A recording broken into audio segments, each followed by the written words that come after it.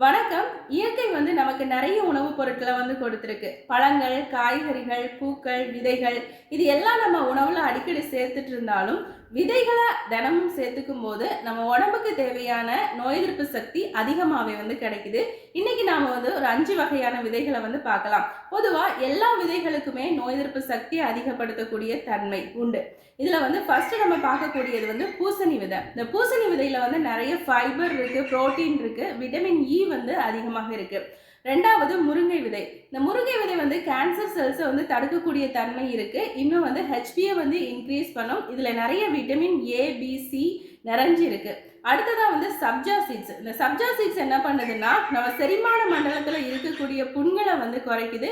உடல் சூட்டை குறைக்கக்கூடிய தன்மை இதுக்கு இருக்கு. அடுத்ததா சூரியகாந்தி விதை. இதுல நிறைய நியாசின் இருக்கு. கேன்சர் செல்ஸை தடுக்கும், இம்யூனிட்டியை ரைஸ் பண்ணும். கடைசியா நம்ம பார்க்கக்கூடியது கருஞ்சீரக விதைகள். இந்த கருஞ்சீரக விதை என்ன பண்ணும்னா நம்ம லிவர்ல இருக்கக்கூடிய கொழுப்பை நல்லா கரைக்கும், பிபியை கண்ட்ரோல் பண்ணும்.